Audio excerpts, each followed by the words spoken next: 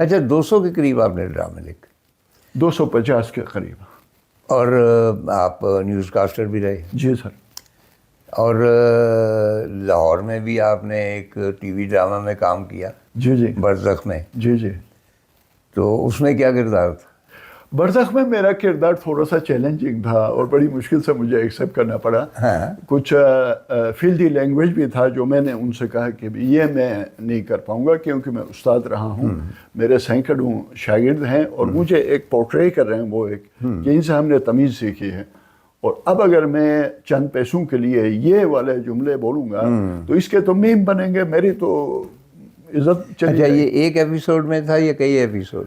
اس میں سر تقریباً میں 3-4 ایپیسوڈس ہیں. اچھا. ان میں میرا رول ہے. پروڈیوسر کو آپ یاد ہے کہ کون سا تھا؟ پروڈیوسر بہت بڑی ٹیم تھی. میں کسی ایک کا کوئی وقاص صاحب تھے کیمرہ مین, اسی طرح سے وہ کافی اس میں چینجنگ ہوتی تھی, خواتین بھی تھیں وہ تھے.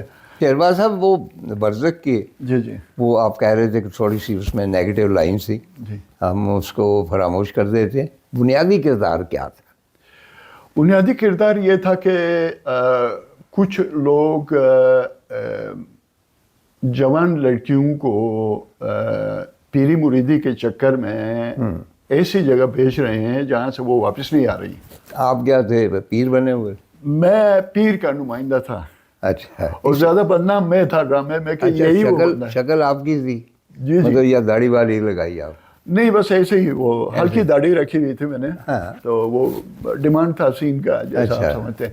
تو اس میں میرا کردار یہی رہا کہ مختلف جگہوں پہ جو ہے نا وہ پیرنٹس اپنے بچوں کو ڈھونڈ رہے ہیں, تو ساتھ میں میری بیٹی بھی گمشدہ ہے.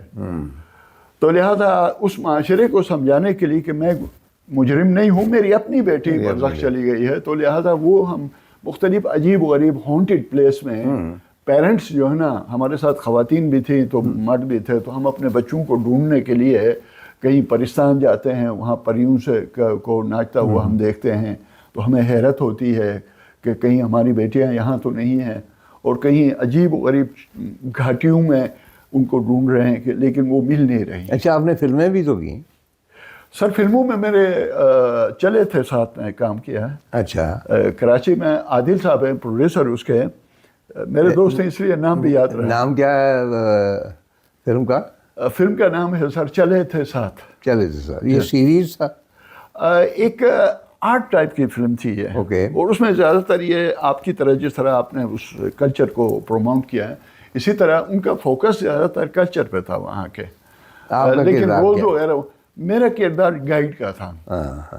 گروپ آ رہا ہے تو ایئرپورٹ سے اٹھا کے میں ان کو لے کے جاتا ہوں.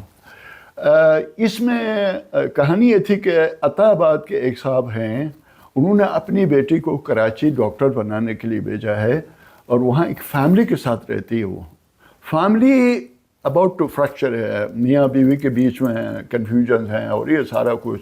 پھر ان کے کچھ دوستوں نے مل کر گروپ بنایا, تو میں ان کو ٹور دے رہا ہوں. کہاں کا؟ ہنزا کا. کون کون سی جگہ لے کے گئے؟ یہ دوئی کا لے کے گئے سر, عطا آباد جھیل پہ لے کے گئے, اور یوں کرتے کرتے مختلف التد فورٹ کے نیچے وہاں پہ شوٹنگ ہوتی تھی.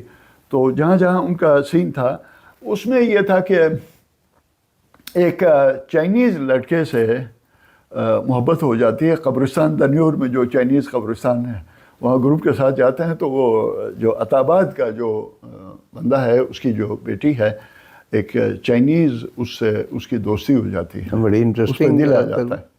اور اس کے بعد وہ چائنیز کافی, اس کے بعد باپ اس کو ڈانٹتا ہے, کہتا ہے میری بیٹی کا سوال ہی پیدا نہیں ہوتا, تم یہاں آس پاس مجھے نظر. اچھا چائنیز کی آپ نے بات کی ہے, تو مجھے گورنمنٹ آف چائنا نے آفیشلی انوائٹ کیا تھا 1 مہینے کے سنکیانگ کے ٹرپ پر, میری بیگم بھی ساتھ گئی.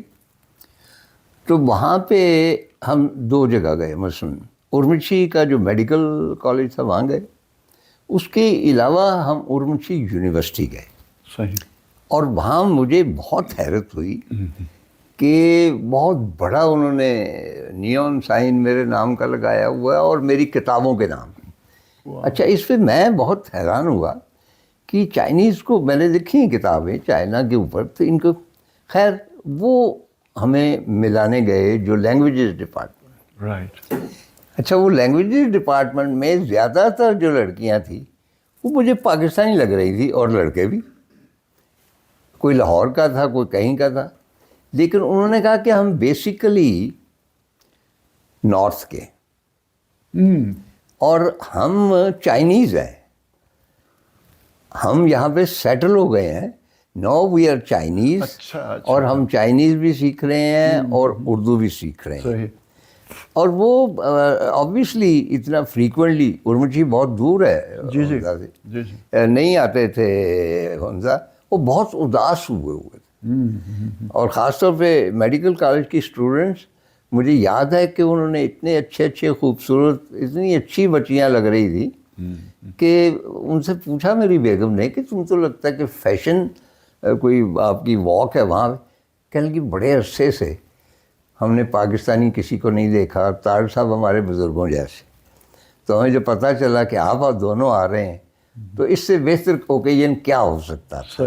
چنانچہ چائنا کے اور ان خطوں کے تو بہت پرانے مطلب روابط، بالکل ایک بریک تو بنتی ہے.